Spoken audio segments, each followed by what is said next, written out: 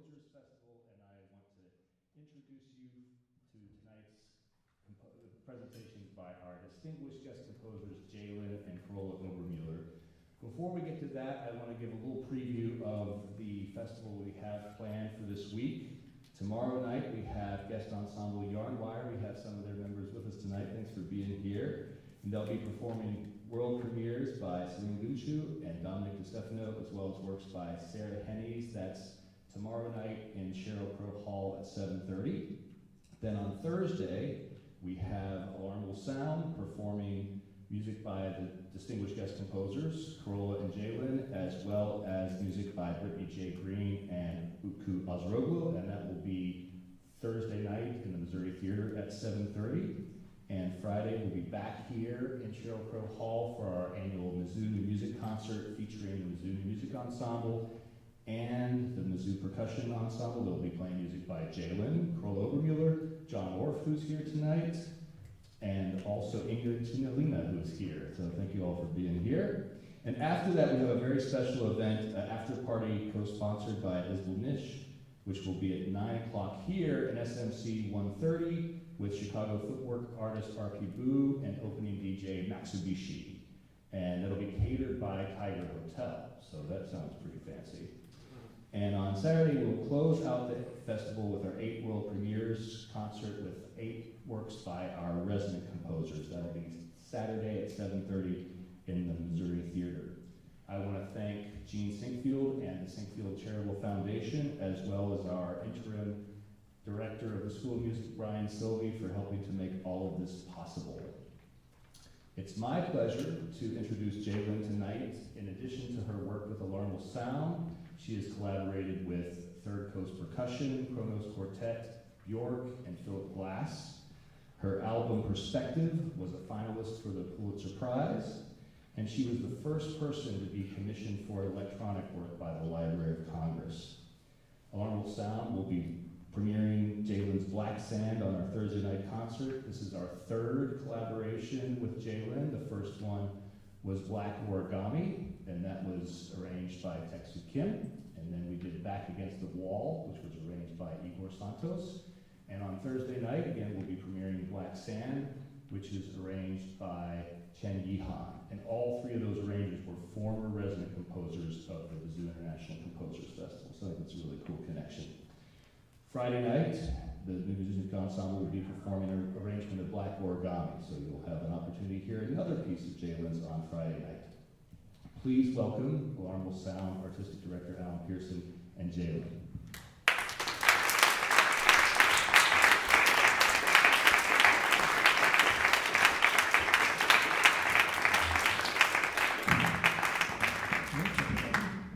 Hi, Jalen. Hi. It feels very far away from you. I'm going to move a little bit. Okay. We could try the setup. Is that okay? Can I just do this a little bit? Yes, I can. Okay. Hi. It's so cool to be here with you. Thank you. You too. Thanks for MICFing with us. Absolutely. Something that I love about what you do and how you do it, and why it's been so cool to work with you is the range of communities you work with. You are really all over the place in the most wonderful way. And so I'm curious for you to talk about that as a place to start. What do you see as being the taxonomy of the communities that you make music with and have your music with?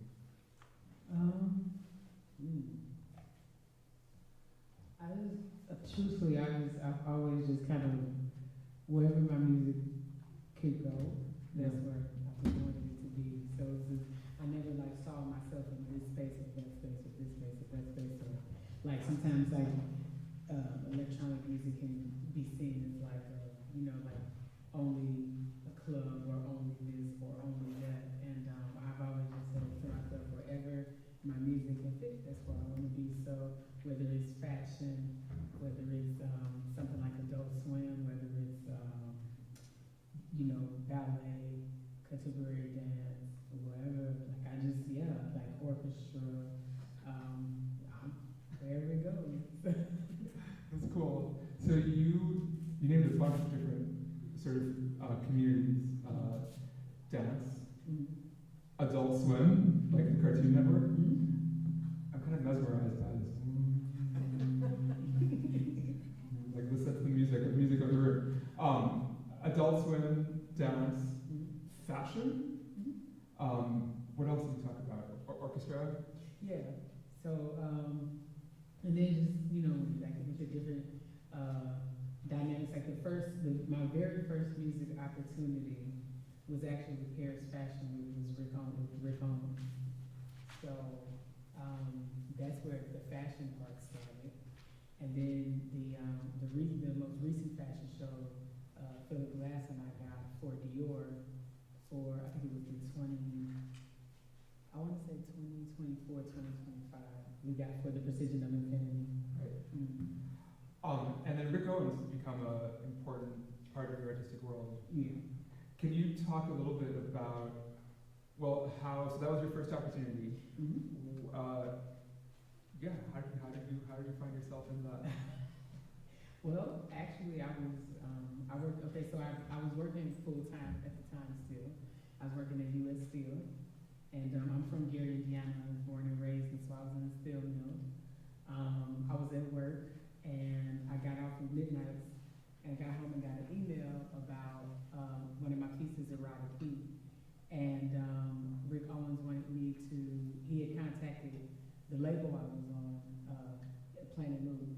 And then Mike Paradis contacted me and just put me in connection with each other so we could figure everything out and do the logistics. And so Rick had asked me if he could just, he said if I could just like, not even, most people a lot of times when you have a song, they'll loop it through like a show. I didn't want to do that, so I literally deconstructed Erotic Heat and then completely rebuilt it back up to 12 minutes to fit his show. Huh. Yeah, so there's a 12-minute version of Erotic Heat as well.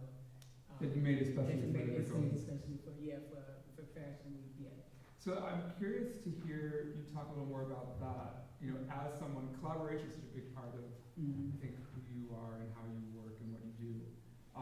How does the nature of who you're collaborating with, and maybe using that as an example of the Rick Owens project, how does who you're collaborating with change, affect your process? It doesn't. It doesn't, because I think that when you do that, you know, most people I feel like they're depending, if a person approaches you, they're depending on you to be you. Yeah. So not to change because it's this person or that person, or, you know, if it's Bjork or Philip Glass, I'm going to approach it the same way. Yeah. Yeah.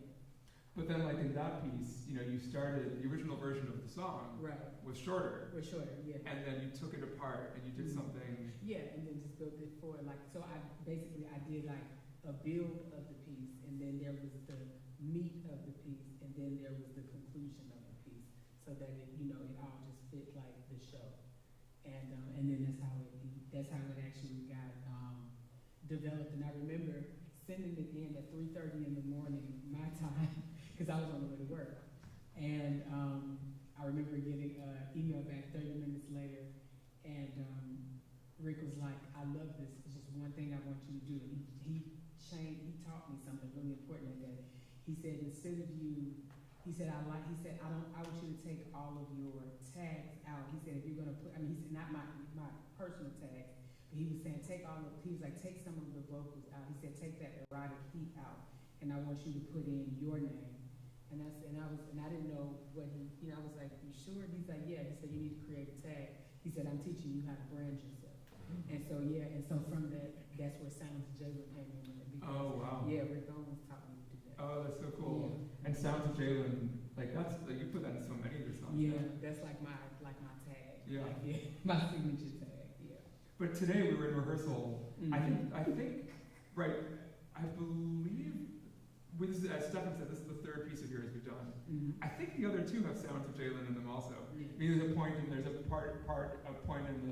piece where, you know, someone in the ensemble says Sounds of Jalen, and they do better than that there. And that's part of the track. You decided today that you didn't want that in the song. No, I didn't want it in the song because, like, I feel like with this piece, it would have been, I didn't want it to take away from the piece. I felt like it wasn't necessary. There are times when I feel like it's necessary. I mean, because there's sometimes pieces I write where I don't put my tag in. Yeah. Yeah. Can you, what makes you feel one way, like, what pulls you one way or the other?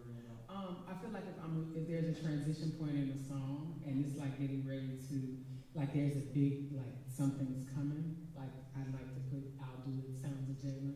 Like, or if there's like this, like a switch, but it's smooth but still very impactful, I might do it. But yeah, usually, or sometimes I'll put it at the very beginning of a track, Right. and then that way I don't have to worry about it anymore. Right. Yeah. But right, you often use it to as a sort of at a juncture. And it's right. Yeah. Mm-hmm. I'm curious for you to talk a little more about Rick Owens, because he's been an unusual kind of collaborator for you, I think. Mm-hmm. Can you talk a little bit more about that? Yeah. So Rick is somebody. So now that we have done Fashion Week together, Rick has now become a person who I usually send my work to first. So it's so in the order it goes is my mother hears it, then Rick hears it. And so then Rick would just give me like his solid feedback of, like he may be working himself on pieces, and then he's like, I'm working and I'm listening to your music right now, or like, and I remember when Acoma, my recent record, 2024, had come out, and I had sent the whole album to him, and he was really proud of everything that came out of it. And so it's nice. So when I go, when I go to Paris, sometimes like I go to his house and I go hang with him and Michelle, and Michelle always makes me laugh. Yeah. And it's such an interesting relationship to have a kind of first listener. Yeah. And it's interesting, thinking about like you working in a primarily electronic medium versus, when people who work in a notational medium share scores, they can only, it takes someone else who works in that medium. Right. Yeah. It's interesting that, Rick and your mom come from really different backgrounds, but Right. serve that role for you. But I think also too, I think they know me in different ways. I feel like one of the best things about when a person knows you, they have that much more insight versus a person that's notating you because they have a kind of a preconceived notion of kind of who you are, or who they think you are, and then they're trying to adapt it to, a score and their sound. Yeah. But like I feel like my mother can easily hear when I'm holding back in a piece, but that's because she knows. Right. Like, and so it's and she's also the person like we were talking about the other night. She tells me all the time. She said, "You've never heard your music." What does she mean by that? She means that I can't. I can hear it. But I've never heard it because I'm inside of it. I don't know what it's like from an outside perspective because I'm the person that's doing it. Yeah. It's so interesting. Mm-hmm. I think that's a really deep thing about, one of the challenges of being a composer is that, you live in the world of your music in such a deep and intense way. Mm-hmm. And so you don't really know what it's like to be an audience member and hear it for the first time. Mm-hmm. That's the beauty of collaborating with you all, for an example, because you give me another perspective of what I've heard. So it makes it, so it's like a breath of fresh air because after so many times, like, you hear your music over and over and over again, and also too because I perform it as I'm writing it, it's almost like I'm learning it so that I can perform it as well because I know it, I hear it over and over and over again. So, but somebody like my mother who would decide to play it in the car, and I really feel like climbing the walls because I've heard it so much. Yeah. Or also too, like, by the time a record comes out, it's new to everybody else hearing it, but it's so embedded in me that I'm just like, sometimes I'm like, I just want to be let go from this, but it's new to everybody else, so I have to wait. Yeah. What's that like, those first days when, like, a record comes out and all these people are hearing it for the first time and reacting to it? Don't get me wrong, I'm very grateful. I am. Like, I love that people take the time to just appreciate my work. I can't ask for better, for sure. And I love all the critiques, whether it's positive or negative, because, if everything was good, that would suck too. back to, well, the role that you give your mom and Rick Owens and your work. What are you looking for in a first listen, and what are useful and maybe not useful things to hear from someone who has that role in your work? I'm just looking for honesty. Yeah. I'm just looking for honesty, authentic. I'm not looking for anything deep. I'm not looking for, I can't tell a person how to think, and I will never want to. That's why I don't, even when I collaborate, I don't dictate my work. I want your perception, your perspective. I'm not looking for it to just be the way that I wrote a piece. So the same thing when somebody's giving me feedback. I just want their honest, whatever that is. You can hate it. I don't care. Just if that's what you feel, that's what you feel. Yeah, I'm not going to be upset because you hate it. Everybody doesn't like everything. I mean, there are pieces I've written that I don't like. And they're out in public. That makes me think of, working on this piece that we're going to premiere Thursday night, now called Dark Sound. Black Sound, sorry, thank you, Black Sound. That when you, we had an initial process that we worked on, where we were sampling players, right.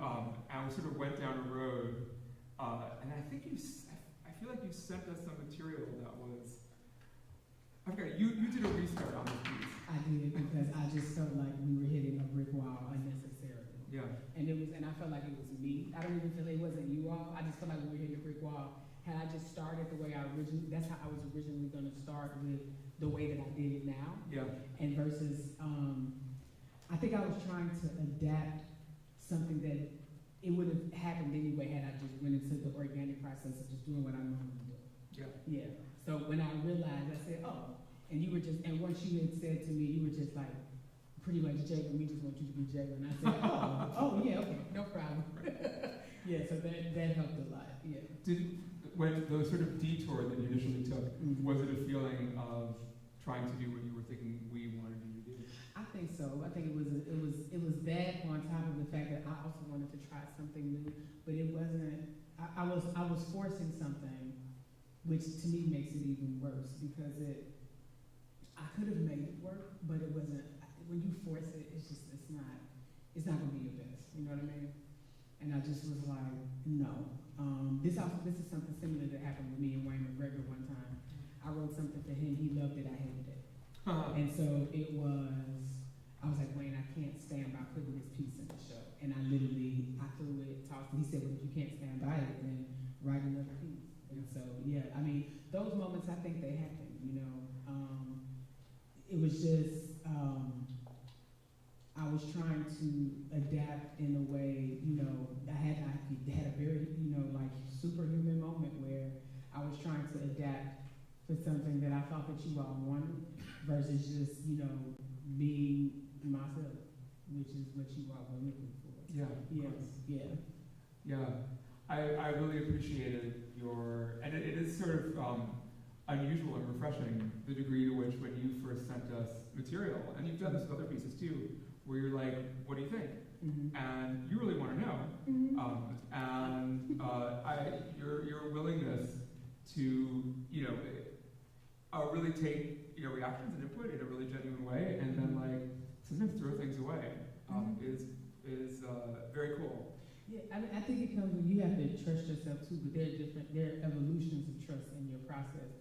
Some people, it's not a thing of you trust yourself once, twice, or 20 times, and then, I trust myself now. No, these evolutions every time because I would say, my pyramid as a person, I shift constantly.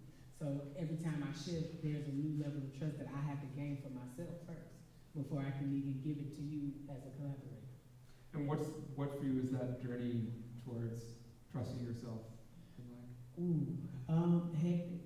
Hectic. Yeah. But it's worth it. It's worth going through the process because I'm not looking for speed. I'm looking for authenticity all the time. I'm always looking for authenticity. I'm not looking for it to go fast, slow, or anything.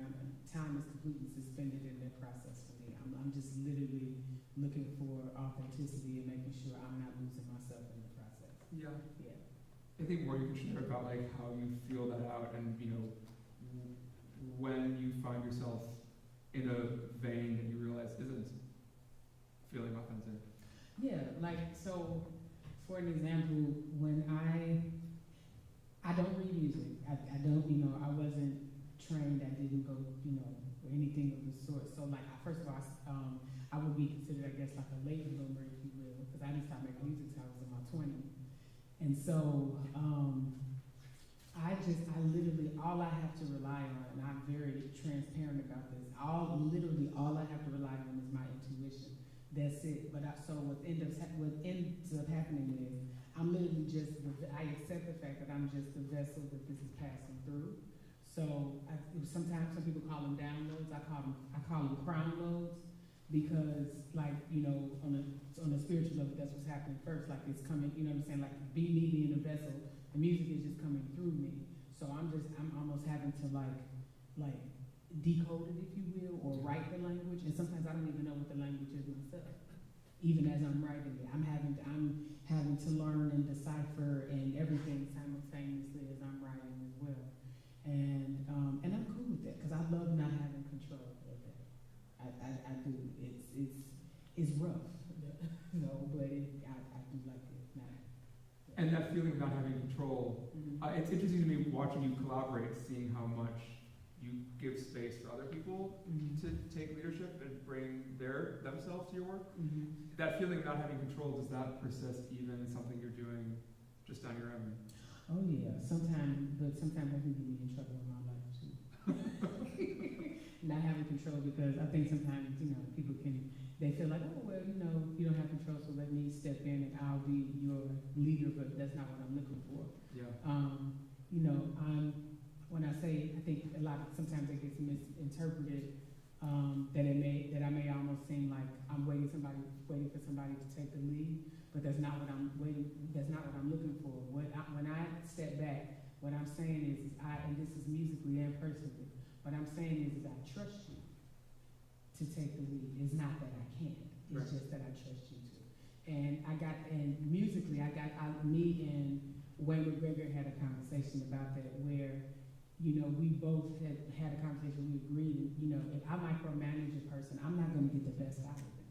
The reason that I went to the person is because I trust them, not to stand over their shoulder and say, do this, do that, do this, do that. Like, I can't do that. And as for me, as being a composer, I have such a hard time. If I wrote a piece a certain way, I damn sure don't want to hear it back that way. I get it, because if it's a collaboration, that's where your perception and your perspective comes in. That it's not. Because if that's the case, then I could have just played it the way I wrote it. I'm not looking for that. I'm looking for you. I trust you to take the lead. That's a really beautiful thing about how you collaborate, is how much you do look for other people to bring themselves to the work. Yeah, because I know we'll get the best out of each other. Yeah. If I do, yeah.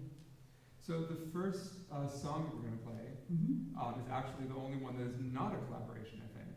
Right? This is the Library of Congress Commission. I wonder, is there anything you'd like to share? It's very cool. This is the first ever electronic piece commissioned by the Library of Congress. Anything you want to share about this one, the process of working towards it, before we hear the song? A lot of my music is very push and pull. So I'm a walking contradiction, a complete paradox. So, for example, I can be lonely, but I don't want you to come near me. I can appear very strong, or very confident in what I'm saying, but in actuality, sometimes I might be very afraid, but I also know that's also what makes me fearless, because I am transparent about it. So, I'm learning that two things can exist even though they're opposites. So this piece is an example of that, and it's called a Dance with My Favorite Opponent, which is me. Yeah. All right, let's hear some.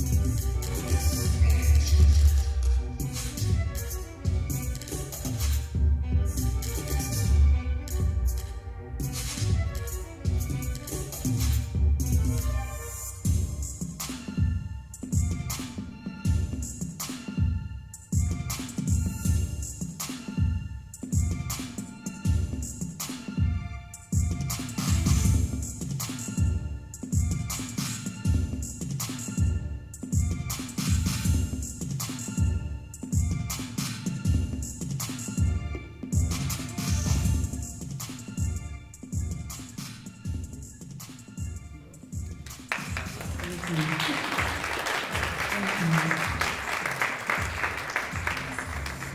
that track, we haven't heard before. It reminds me of what drew us to your work initially, which is just the incredible rhythmic vitality and imagination. Thank you. I'm curious you to talk a little more about that, about how you think about rhythm. That's such a low I know, it's so big. I just honestly, so me and you were talking about this. So my father used to plays congas, and I actually plan to have him on my next record. So I guess I must have picked up on this somewhere with him, you know. So this is a him kind of thing. And so I grew up in a household where my parents listened to my mother and father listened to all kinds of music, but my dad was very big on Tito Puente. And so like a lot of this and Pete Escobar. So like I grew up in a house that was very, you know, Celia Cruz, Phoebe Snow, Luther Vandross. Like it was just Boy George. It was all over the place musically. And so I just feel like with all these different rhythms, like for an example, when Luther Vandross was with The Change and his arranger, like I really, things like that meant a lot to me. Maurice White meant a lot to me from Earth, Wind and Fire, with the way that he could put a song together, like the way that, for example, the fantasy, the build-up of fantasy before it actually, like when it comes in, is so fascinating to me, you know, and just, so I started just listening, watching Igor Stravinsky rehearsals on YouTube and how he would put together and take 12 hours to get an orchestra together where he's going to every instrument tuning, which is like a 12-hour day because you got like 88 people in the room trying to do this. Yeah. So, like, yeah, it was just a mixture of a lot of things that, you know, I taught myself, but I was also exposed to, you know, just different genres of music and these different styles and all these different rhythms. And I love Burundi drumming. I love Indian percussion. For quite some time, I was in Bangalore I was in and out of Bangalore for 3 years. I had 2 former partners there. Oh, and, wow. Yeah, so I was in and out of India quite a bit. And did that music become part of your world also? Oh yeah, I loved Indian percussion and Indian music long before then. But when I actually was in it, like immersed in it, like I would actually go to like shows or different concerts, and I would be there. And yeah, it really became like I love Middle Eastern, Persian. I love it. The taiko drumming, all of it. Yeah. And I know can you talk a little bit about footwork as a genre? I know it's Footwork is footwork is based out of Chicago. It's very it's usually the music and the dance is done at 155 to about 160 BPM, and it's very 4 on the floor, but it can get very complicated depending on who it is, and there's these like very off rhythms that I've always been attracted to. So like when I started listening to footwork music, I was 4 years old. And and that's where that started from. And it was a sound I never forgot. And then where I started making footwork tracks, but it morphed into just something totally different, like, or just something else. It just became its own world of, whatever that is with Jalen. I don't know. Yeah. Well, it's interesting. The piece for us it's about 160 BPM, right? And it has all these like quirky offbeats. So it feels like, I don't know. I wonder if there's like how much is that still present? Do you feel like in the? Oh, it's still definitely present. I just think I presented it in a different kind of way. Yeah. Yeah. I feel like I should hear some more music. Yeah, sure. So I think the next thing we're going to hear is your public quartet collaboration, Bob. Yeah. And so moving from like work you've done on your own to work that you've done in collaboration with other like musicians more from our world. Yeah. Do you want to share a little bit about that? Sure. Yeah. So working with third coast percussion, working with public quartet, Chronos quartet. like I said, I never approach anything different because I feel like, you know, like you all, like I said, you all trust me to be me. And so when I worked with Public Quartet and working with Curtis, he is such a phenomenal. He has a beautiful way of being, really just stepping back and letting you do your thing. And then also it's like they're trying to reach you. It's like they want to meet you right in the middle. And I love that about them. So then I wrote the piece Bow Bow for them, which is you'll hear them playing string, but doing it in a percussive way, and then me putting percussion on top of them playing. Yeah. Cool. Yeah.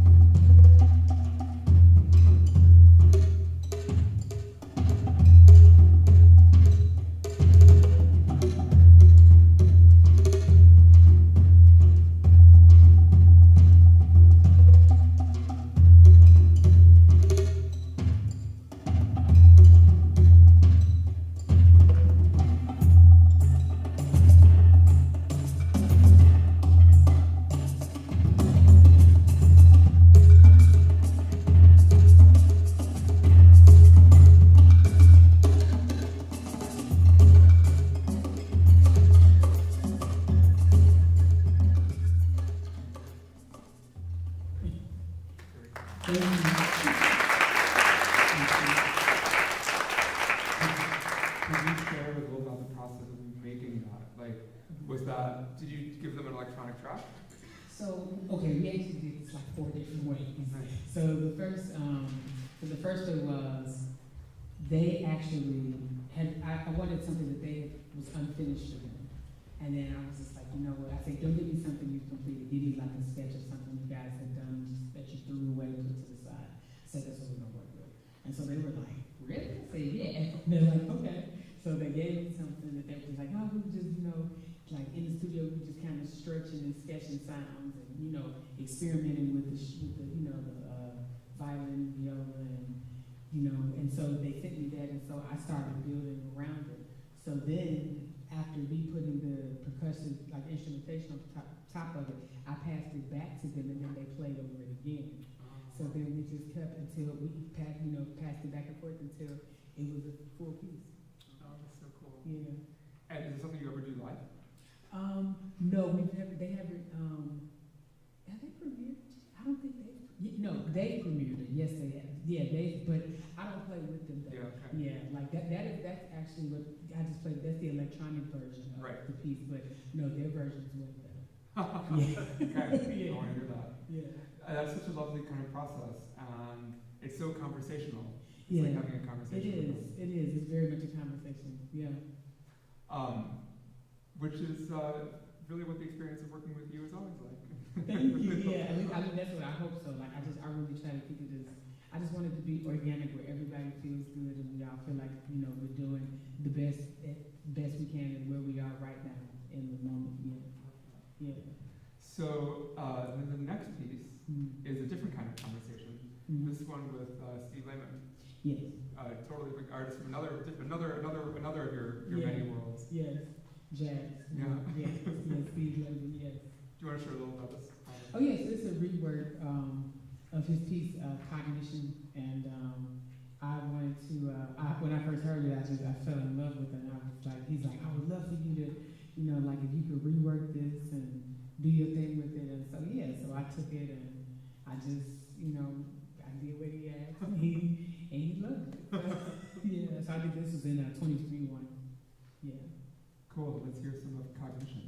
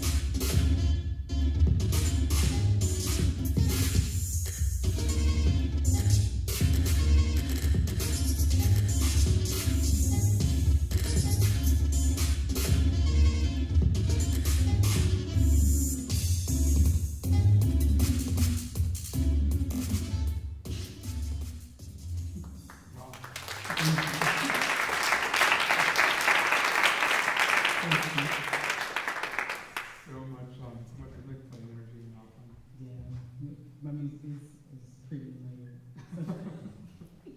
Even I get lost. I'm curious for you to talk a little bit about, the way there are all these different worlds that you have been in and draw on. What is it? I'm curious to hear you say a little about how how these like different aspects come together with you and like these different musical worlds that you have lived in and are a part of. I think it's very, very brutally be water, my friend. Like honestly, it is. It's very adapt to everything you touch. Adapt to everything you touch. Mm-hmm. Yeah. What does that mean? So that means to me that I never see myself in this or that. Whatever I touch, I can adapt to it. Whether it's classical, whether it's classical dance, trap, anything really. I mean, I've written for gamelan before. So when I was at Wesleyan University, I got commissioned to do that. So I mean, writing for gamelan, and that's also something that but I was so grateful to do.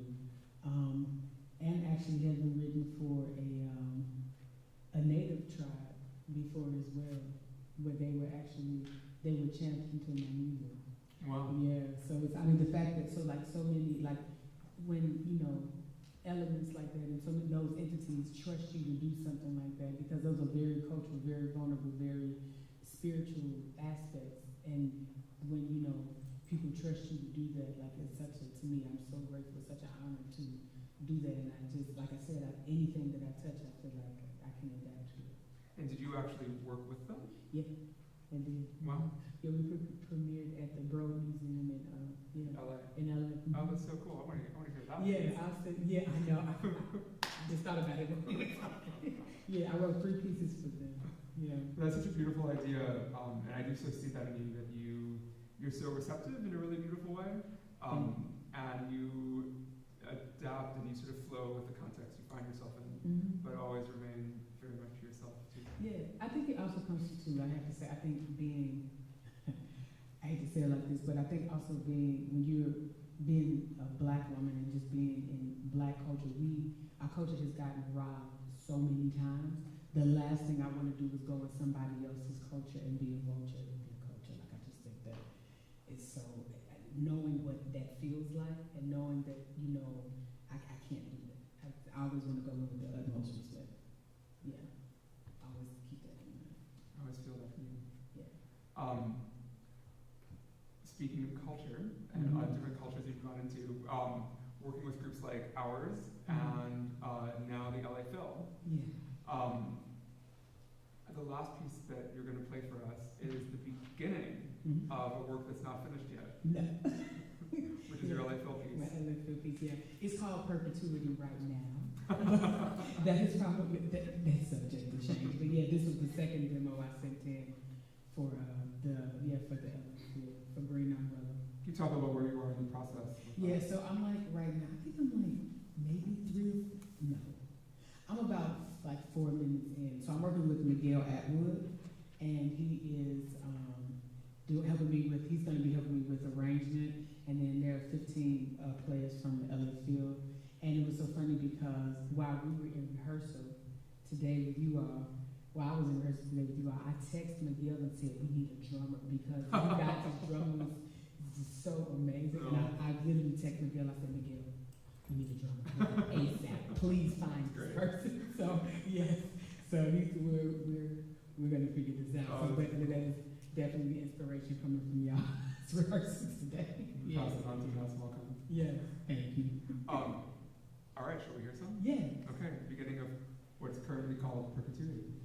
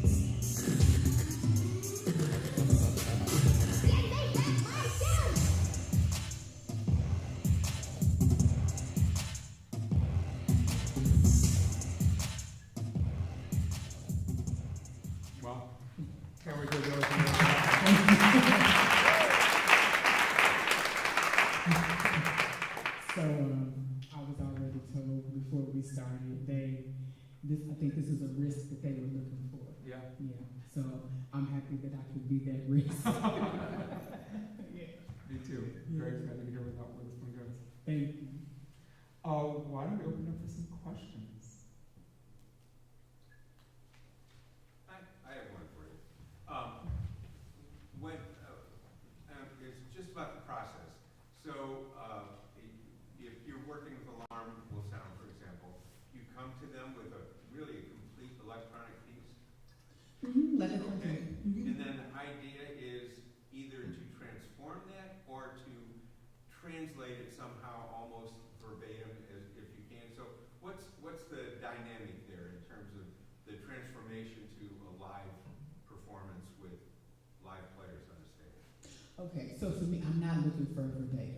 Yeah, I'm totally not looking for. I think that is so egotistical, to be honest. But just for me, speaking for myself, I don't like it at all. Because, like I said, if I'm doing that, if I wrote it that way, I could play it that way. I'm not looking for that. I'm looking for, for an example, like Alarmo Sound, I'm looking for their perspective, their perception of what I wrote, and they can do with the piece whatever they want to do. They decide how whatever the arrangement is, and that's the way I would like to work. Yeah. And maybe you can say a little bit more about actually how we close that circle, top of the hand. Yeah, sure. It's been really fascinating. Right, so Jalen gave us a track, and then we engaged an arranger, Stefan said, an MICF alum, Yihan, who then arranged it, and did try to be very, very faithful. Also bringing imagination, so there's a lot of imagination, because as you heard in this, lots of the sounds don't initially suggest instruments. And so a lot of imagination goes into, figuring out what are the right ways to use the instruments to make these sounds. Also, our drummer, Max Malcolm, he really got in, listened very, very carefully and came up with a plan for what to do, what he was going to play. But that's that, I love Jalen's metaphor of the conversation, and it is very much a conversation. So, we get that arrangement from Mihan, and then, we work on it on our own, and then Jalen came in for the first time today and heard it, and, the conversation continues. We all sort of observe, what feels like it's working, what feels like it's not working, because, acoustic piece is different from an electronic piece. Right. And so then, we have a conversation, with Jalen about, what if we expand this section, cut this section, what if we, change how we're playing this? Right. And so, and that's still happening.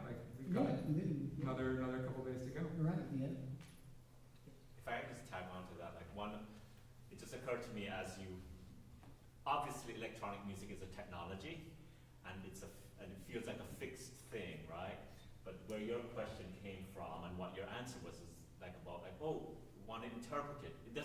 Someone like me doesn't initially seem like electronic music is something that can be interpreted the way that a score is interpreted. So we naturally think of music notation as something that the performer is expected to interpret.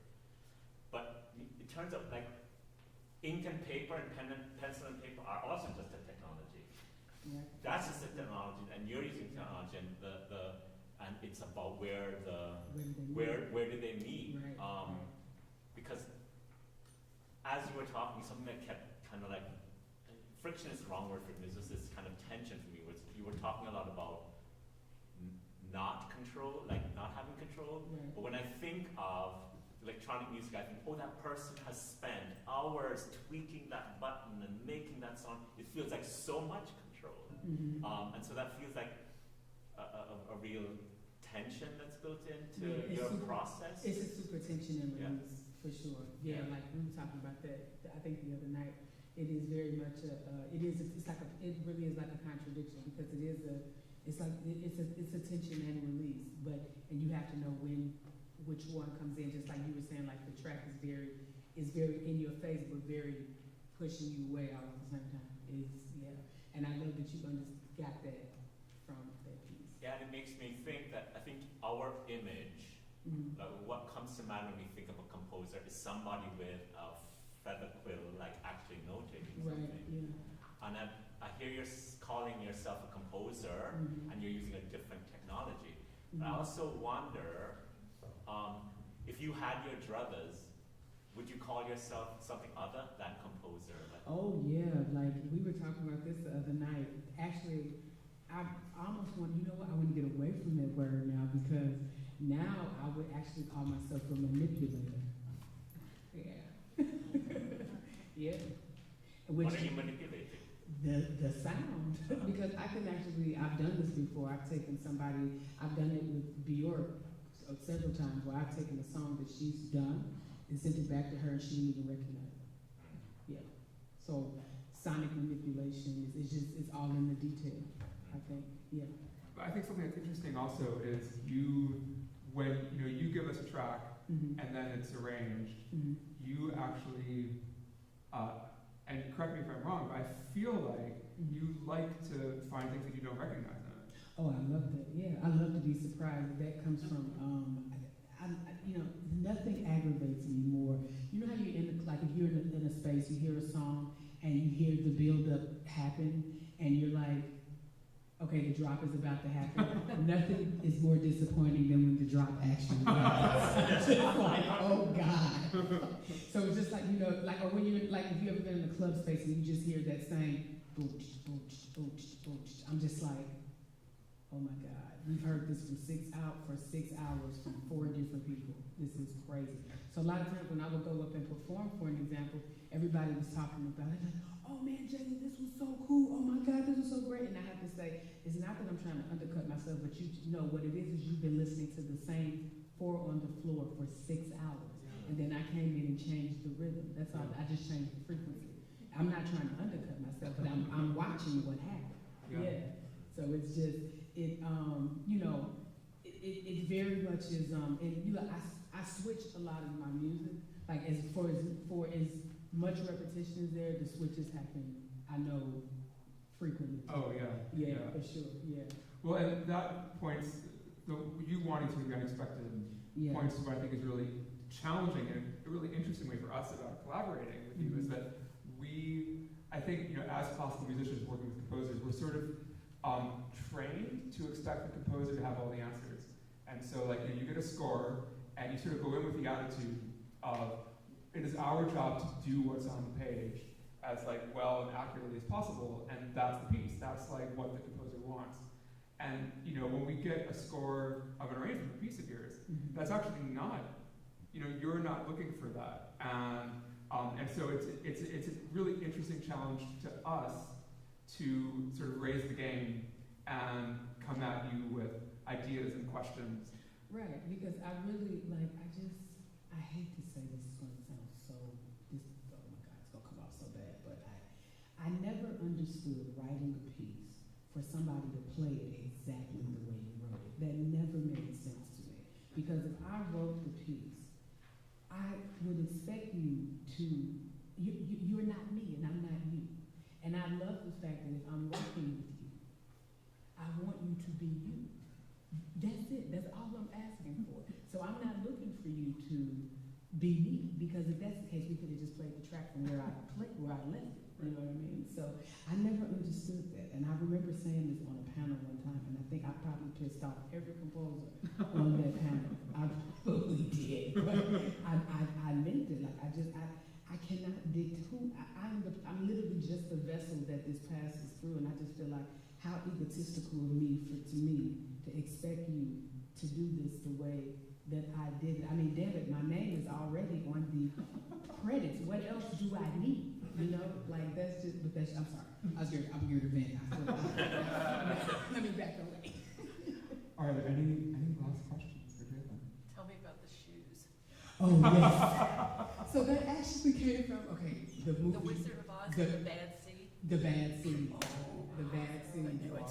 1954. Terrifying. Yes, 1954. I Yes, heard The you. Bad Seed. You brought that up last night. Yeah, I did. Oh. I love that movie. It terrifies me, but I love that movie. It's just like whatever happened to Baby Jane. I'm still scared to watch that. Yeah, but yes, The Bad Seed. Her character, the 10-year-old character, just fascinated me. Yeah, like she was so extreme because she was a psychopath. I mean, pretty much, you know, no doubt about it. But she also she reminded me of myself, not her psychopathy, but the contradiction. She was so well put together, perfect outfit was always so crisp.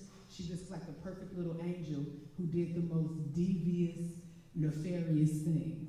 So, and I love that contradiction in the movie. So yeah. When you shared that last night, I think, you know, now I hear there's lots of, like, strange voices in your music, and I hear them all differently now that I know this about you. Yeah. One more question, perhaps. Thank you for coming. Oh, sorry. Danae. So when you're starting to work, like, how do you begin to layer things? Do you say, oh, I really like this conga pattern, and so I'm going to build on top of it?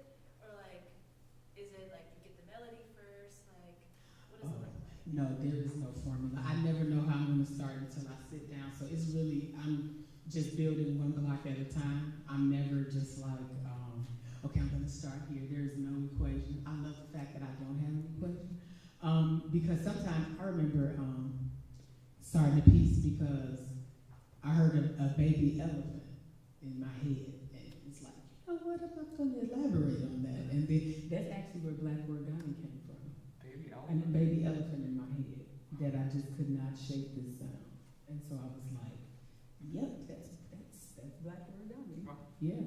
Amazing. That's coming out on our new acoustic album in a few months, and now I have to listen to it for the baby elephant. Yes. Thank you so much, Jalen. Thank you.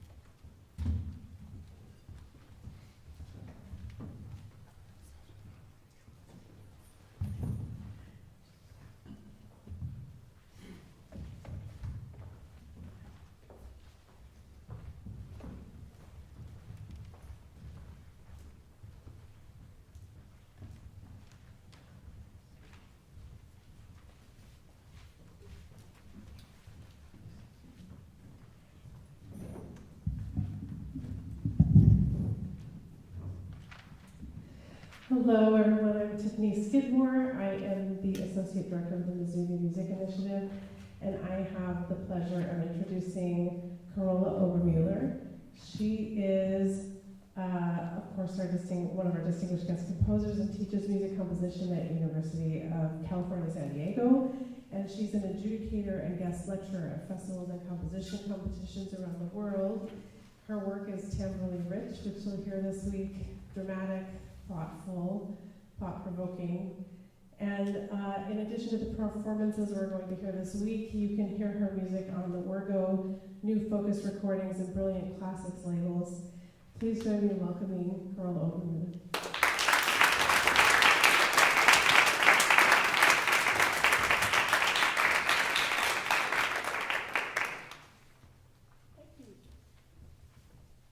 Thank you, Tiffany. Hello, everybody. Hello. All right, this was very fun. I'm trying to have this also be fun. We'll see. All right. I will give you a quick overview of sort of themes, topics that I find myself tackling again and again, even though I often think, this time, this new piece is completely different. Nothing to do with anything I've done before. And then, a couple years later, I realize I'm kind of slow in this. I realize, okay, I sort of just did this thing again. So anyway, so it's a little hard to kind of focus in on these, but I think there are roughly 4 broad things I keep doing, and some pieces fit neatly in one, and some pieces are 2 at the same time, some pieces are 3, some pieces are all 4 of them. The first one, what just happened? It just stopped. It's a nice color.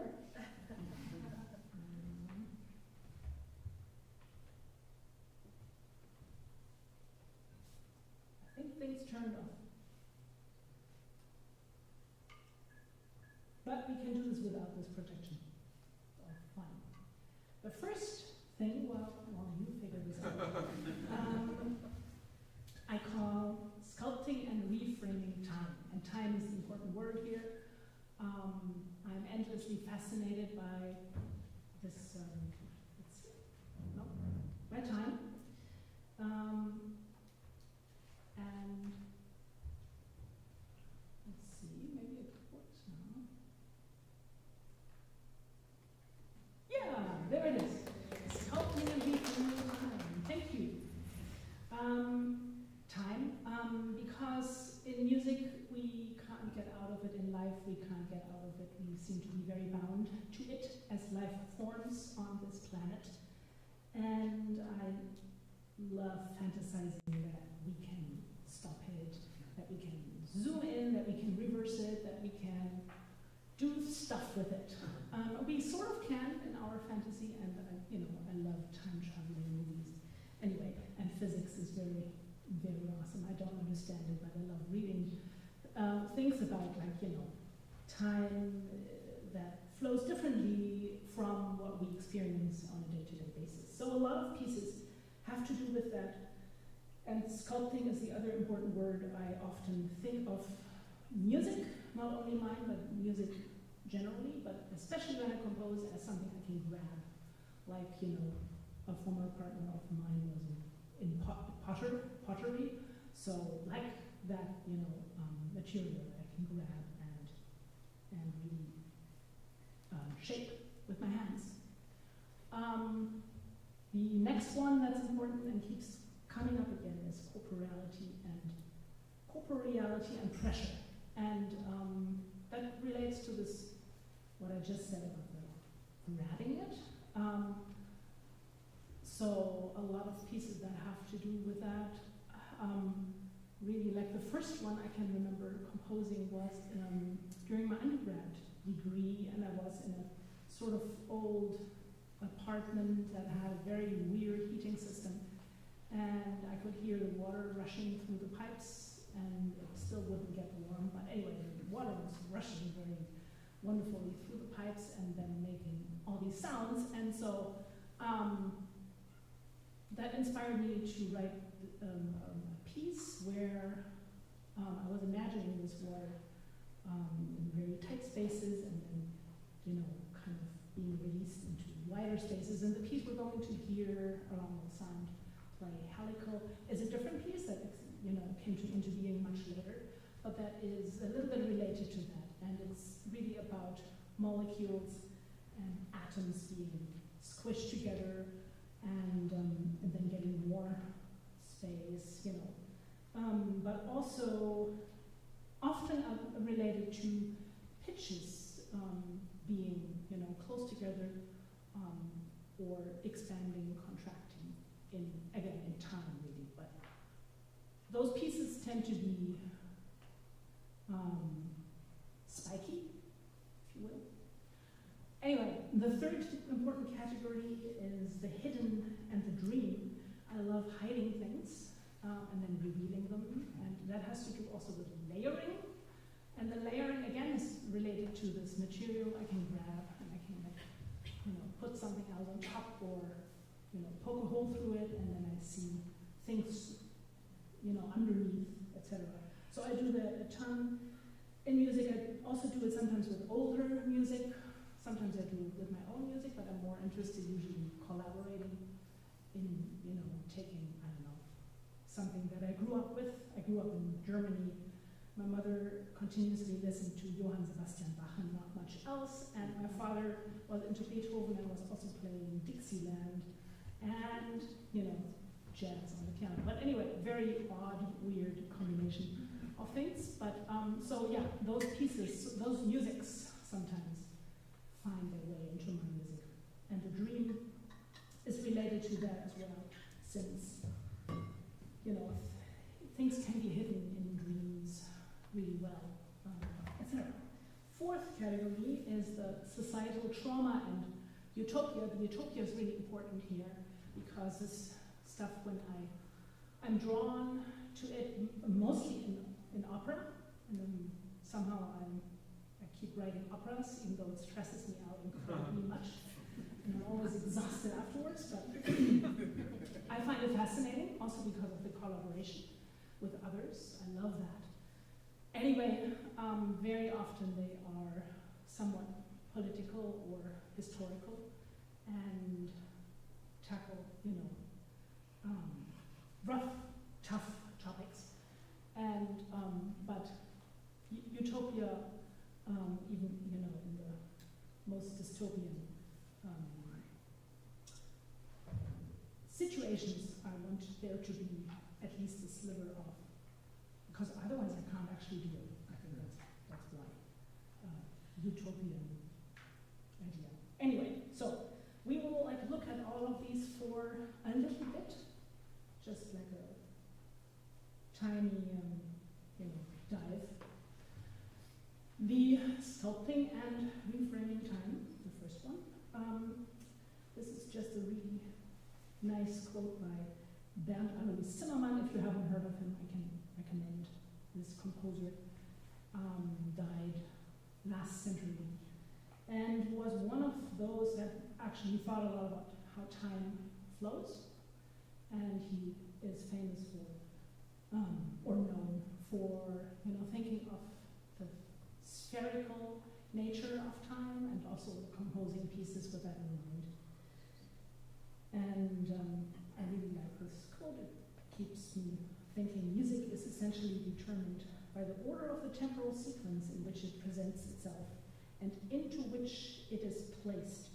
Therein lies the deepest antinomy, for by virtue of the highest organization of time, time itself is overcome and brought into an order that takes on the appearance of the timeless.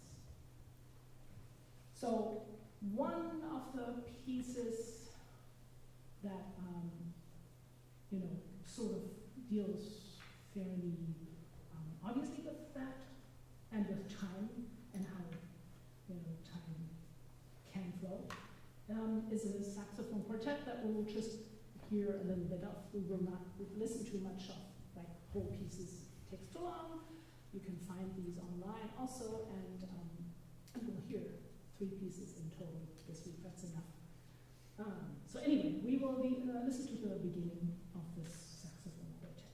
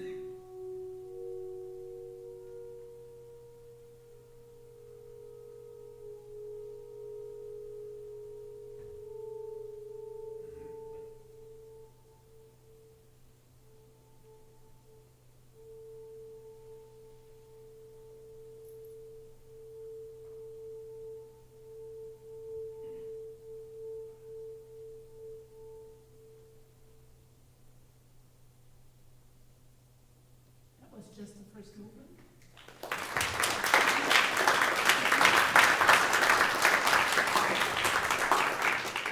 Thank you. Looking for fabulous players for the Northwestern University Saxophone Graduate Saxophone Quartet. Next, we will look briefly into this corporate reality and pressure sort of category. And we'll hear again just the beginning, maybe roughly 5 minutes, of a piece played by players from ICE, International Contemporary Ensemble. That's a better name nowadays.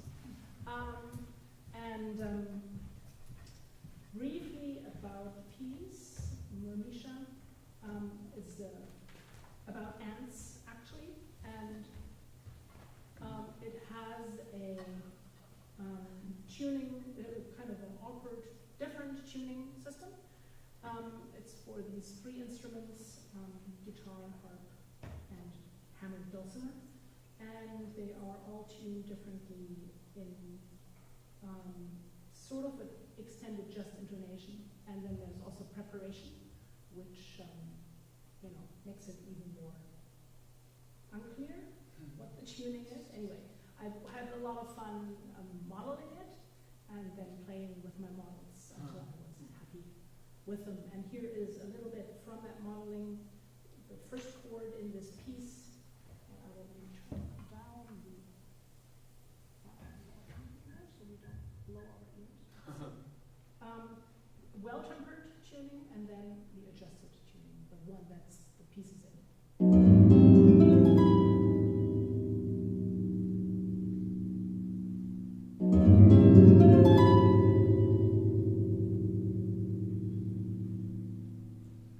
And then a little slower.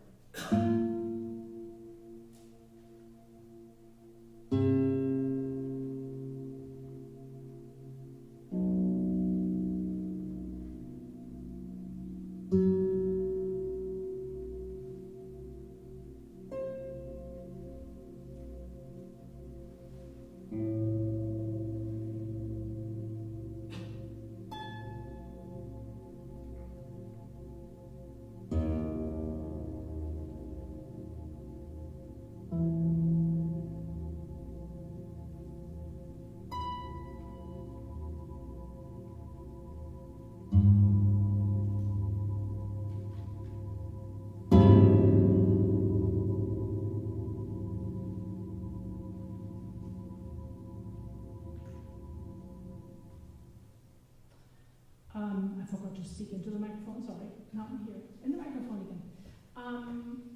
And pressure and corporeality is sort of part of this piece because I'm interested here in exploring, what did I say, Christy earlier, tiny intervallic spaces that create beatings, and therefore, to me, it almost is like the sound is, I can feel the sound touching my skin. Especially in a live context. We were just doing a recording.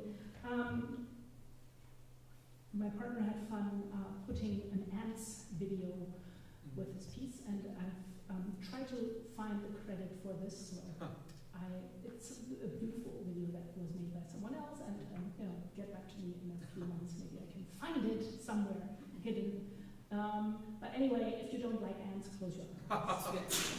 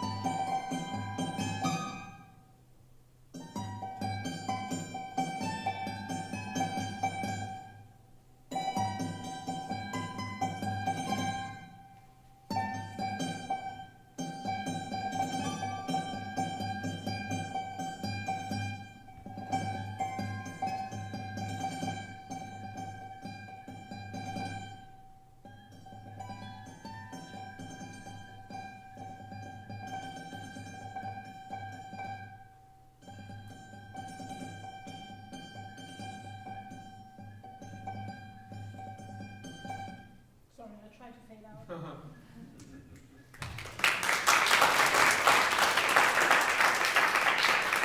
you. Yeah, this ant is the most poisonous ant, so I was excited to find that one to name the piece after. Now, the third category, the hidden and the dream, this is a piece that actually came into being during an actual dream, as you can read. I like to take naps, and it became clearer during these naps what I was going to do with this piece. It was a festival dedicated to the philosopher Ernst Bloch, who has written a lot about hope and utopia, so it nicely connects to this other topic as well. And yeah, his work, a lot of it is in aphorisms and sort of poetical, and I took some of the verbs he used and ordered them in a specific way, and then made the piece out of this. So it's a kind of an atypical example for this category, because most of it has to do with me hiding music inside, and in this case there isn't really any other music that's hidden here. But we will give it a listen. It's the first for tonight, the first of my pieces, the first piece that has a vocalists in it, and we'll also only hear the beginning of it. Yeah.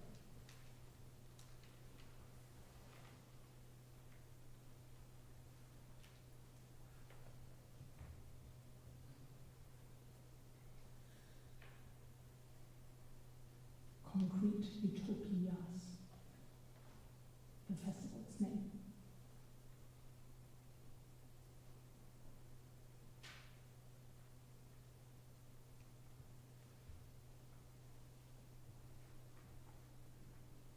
This is the, since there's no music I can talk, it's really useful. This is the ensemble that performed for Heidelberg.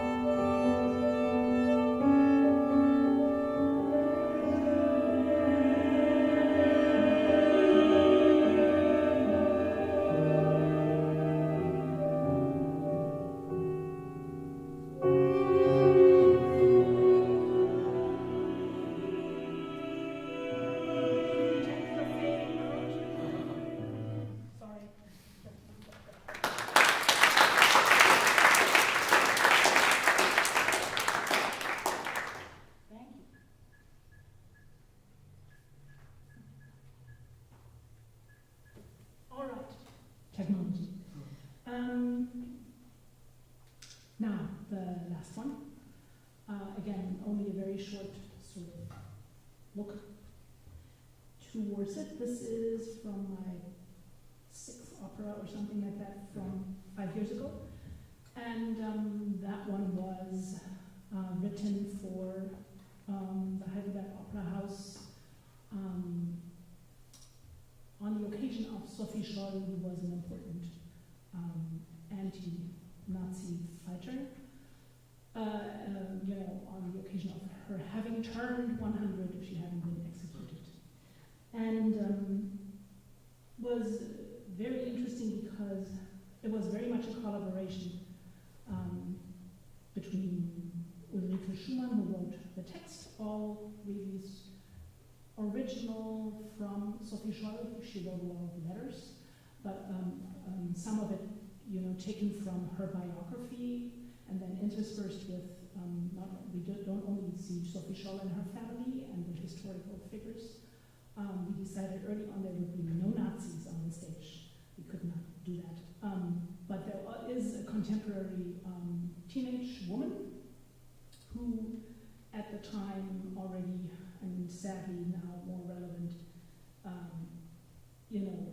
is like thinking about and starting to become a resistance fighter nowadays, in nowadays Germany, since we have a rise of fascism there again as well, just like here.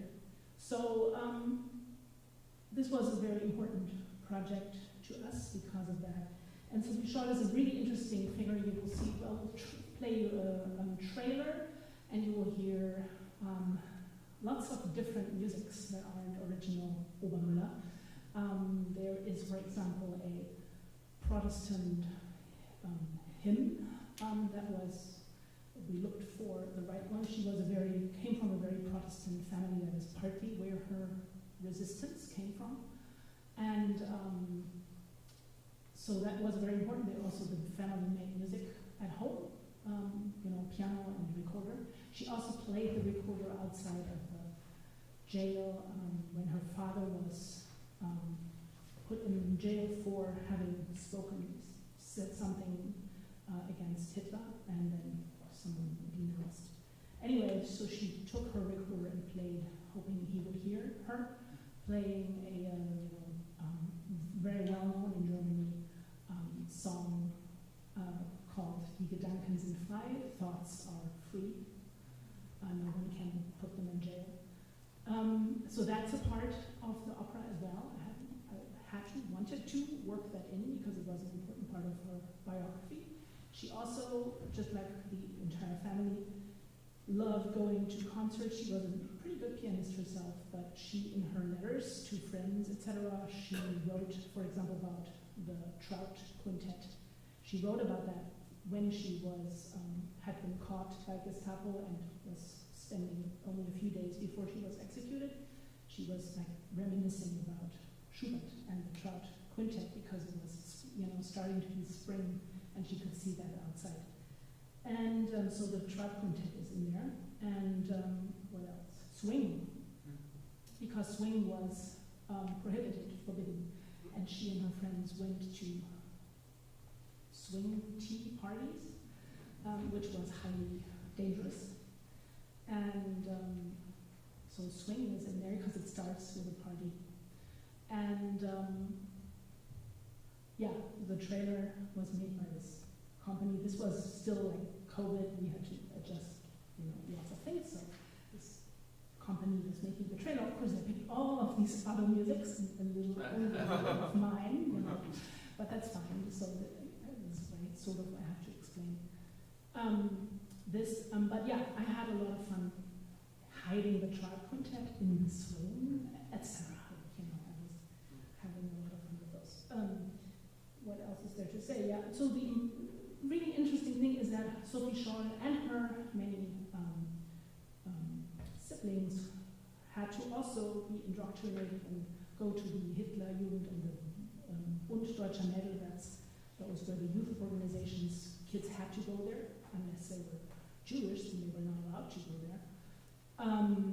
So she was a very active part, just like her siblings. They were all they liked it because they didn't have to deal with their parents and they were, doing camping and whatnot. And only sort of, I want to say, 39, 40 maybe, when she really then, became a student, and especially her brother, a couple years older, also executed, they sort of did this 180-degree turn and understood what this was about. And this was very rare, because, they were from this Protestant household, and both parents were fiercely against Hitler, but the kids were totally going along with it. They really thought it was cool. So that's the interesting turn in her biography, that she realized what's going on, and she became a resistance fighter. So you will see a little bit of that in the trailer, and let's look at that. Du findest sicher, es wirkt lächerlich an einem Mädchen, wenn es sich um Politik kümmert. Sie soll ihre weiblichen Gefühle bestimmen lassen über ihr Denken. Ich finde aber, dass zuerst das Denken kommt und dass Gefühle oft irreleiten. Und eines habe ich mir abgewöhnt: das Träumen von Dingen, die mir angenehm sind.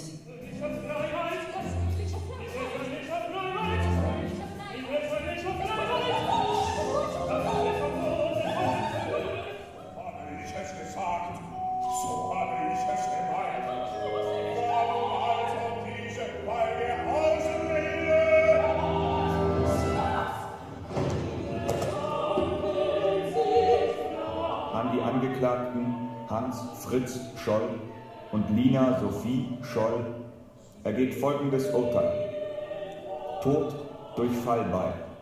Das Urteil ist sofort zu vollstrecken. Das ist doch Widerstand, oder? Etwas tun gegen Unrecht, gegen eine viel stärkere Macht, obwohl man weiß, man kann aber alles verlieren, sogar sein Leben.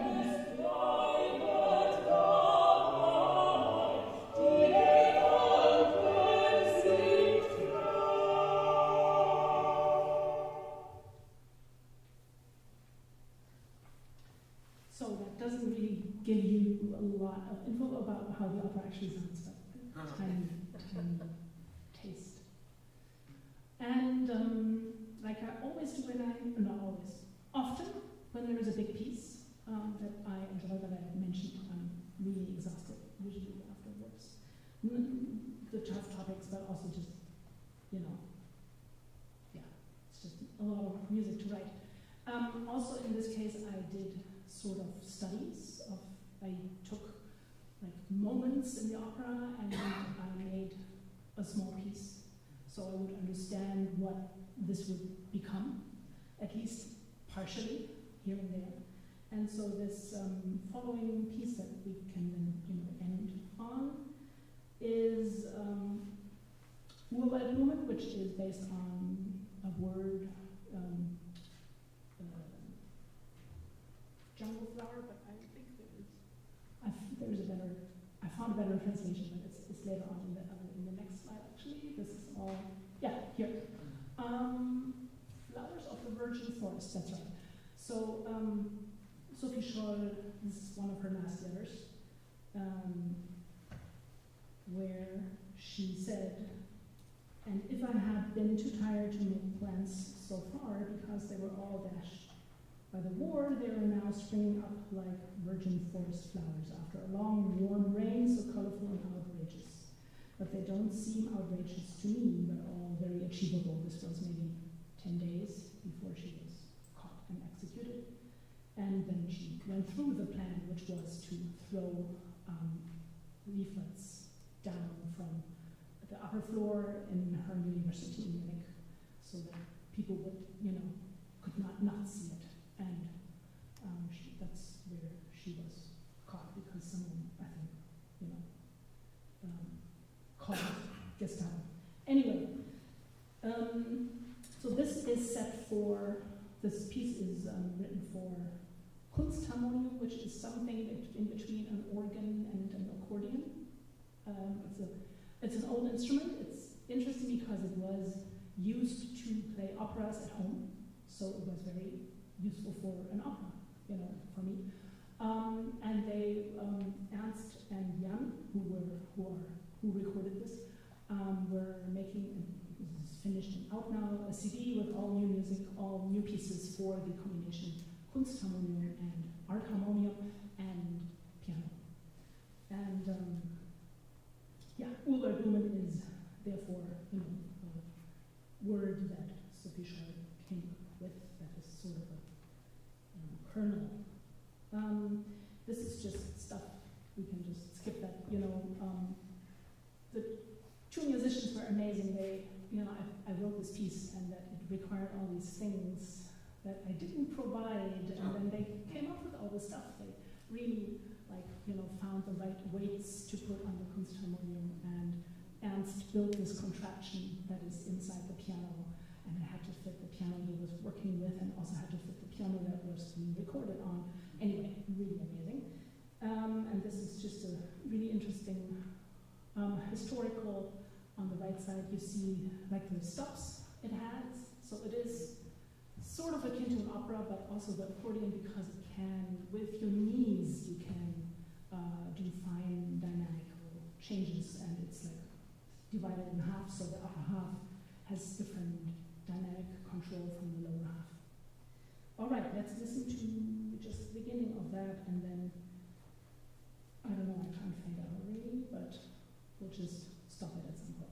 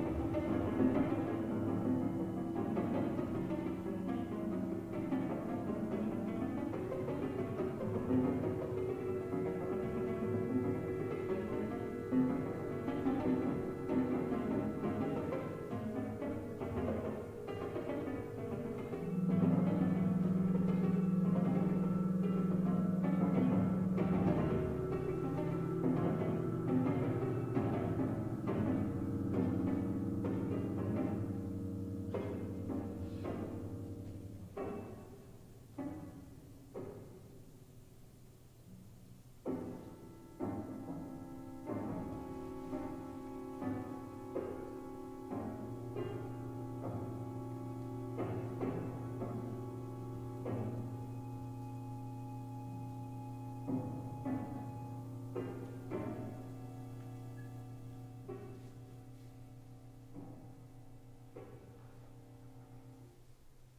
right, we'll end here.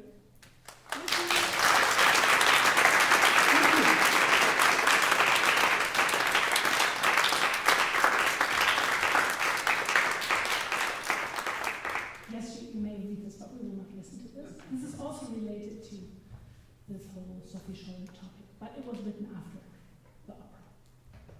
And it's not musically related, but thematically. So, any questions? Yes? You mentioned that you like to create this physicality through the piece, in the first piece, like through the meeting of the dissonance. And I really felt that a lot of this music was very physical and visceral. And I was receiving that often through your use of register. So I was wondering if you could talk to how you think of register and the kind of effect that you want that to have on listener whenever you're using register in specific ways. I love that question. I do think about register, I mean, as I sort of have this,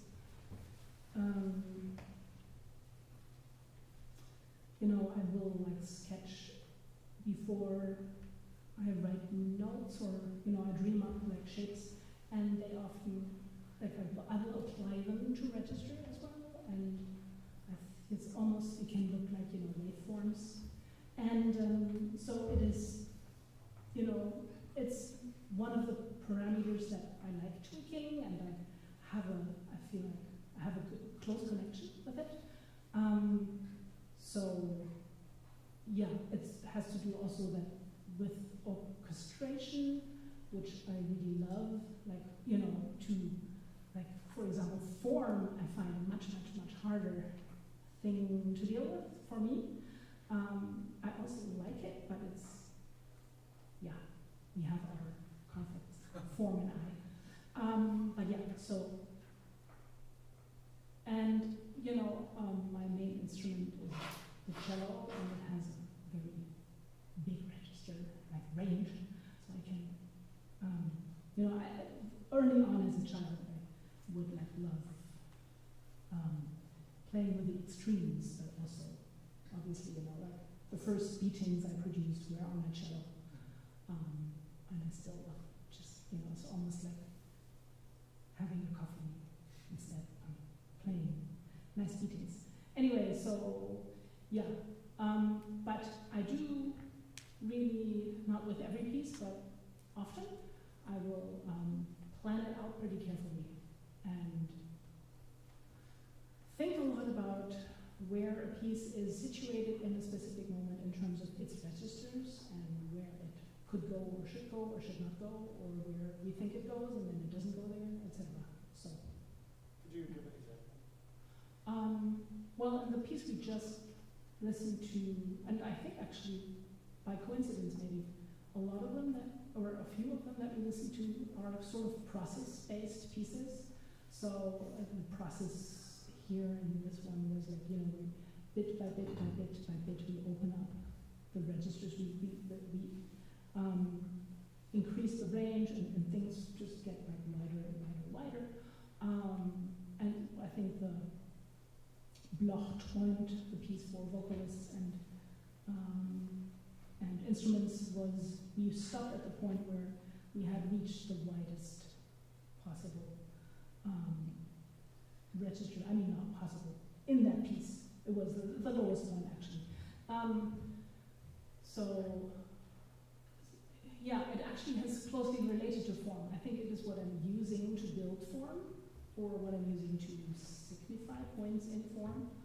And when it's text-based, I also like connecting that register stuff to important things in the text. You know, you can do that with any, you can do it with harmony, you can do it with rhythm, tempo, whatever, but I like especially doing it with register. I think it might have to do with, like, you know, if a large part of the frequencies just drop away, I feel that's like almost at least as dramatic as doing something really radically different in another parameter.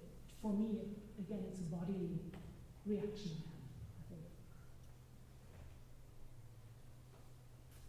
think. Another question? Yes. So you mentioned collaboration as motivation for writing operas. There was a period, or maybe still is a period, when Alarmistone asks composers to compose something. We don't necessarily, and they have frequently wanted to write operas for us, even though we're not an opera company, which I have to remind my company about all the time. So I'm curious to hear, I mean, you don't have to speak for all composers, but I'm curious to hear, besides collaboration, and assuming that you were, you primarily were or have been writing instrumental music, what is it about opera that is compelling, besides the thing you mentioned, collaboration?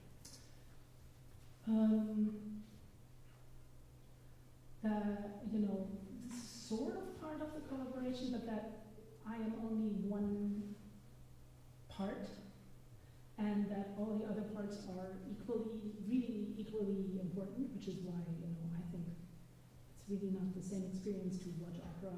I mean, maybe on like fantastic 3D video, maybe that will do it, but like for me, it's a very live art form. So there's something about also like more than other music, who did I just talk about this with? The production aspect. So there is this thing that like you perform that opera with these people in that moment, and you can never repeat it. Like you can document it, of course, but it's really unique. It will not be, I think, ever the same, even though opera companies or people think they will take one production from this city to this city, but it's so different, So that's the, ephemeral quality in a way, but also that I really like when I am only one part of the whole, and the music is really just one part of the whole. And also probably, in my instrumental music, I'm not so narrative, but in opera, in some ways you have to be narrative, and also it's like this conflict that I have, or the fascination with time that I have. In opera, I can approach it from a different angle in different ways, and it will still have people going somewhere from A to B on stage, so we can't escape that, while maybe the music is doing something completely different with time, but in a way we are having more ways of experiencing time at the same time in an opera. It's another part of it. Maybe also my fascination with layers, because that music is just one part of it, to me is akin to being one layer of a multi-layered thing. And then of course the aspect of text and character, and that I can actually, I don't always have to, but I can transport meaning. This can be about something very specific, which, an abstract instrumental piece, I can slap a title on and pretend, that this is super specifically about this, but in the end, it's always my interpretation of like what I do with that, whereas, the most recent one was, to me, like a very strong example of that. We used a novel by Ingeborg Bachmann, who is somehow a topic here. She would have turned 100 this year, so it seems to be a thing. But so that was also interesting because it's sort of a collaboration. She died in the 70s. She was very close to Hans Werner Henze, a composer, and other writers. This is sort of how we know her. She also wrote librettos herself for operas. Anyway, there was this novel, Malina, a very, very, very strong work of art in itself, and I was able to collaborate with this artwork. It was like endless. Like I feel like I could write another opera about it, and yet another opera, 3 operas with one novel as the source material, because it's so complex. It was like endlessly fascinating. And in a way, yeah, you know, but the last aspect maybe is that opera houses will always put, or not always, but often say, you know, 90 minutes maximum. If you go over, we cut it. And actually we did 90 minutes and they still cut 5 minutes out of it this last time, which was infuriating. But anyway, so that I have this, that, you know, there is this time I can fill, which also is incredibly stressful because now it has to be filled. But that, you know, people come and are ready to experience 90 minutes of music and piece and, you know, opera. That's amazing, and that doesn't usually happen with other music pieces.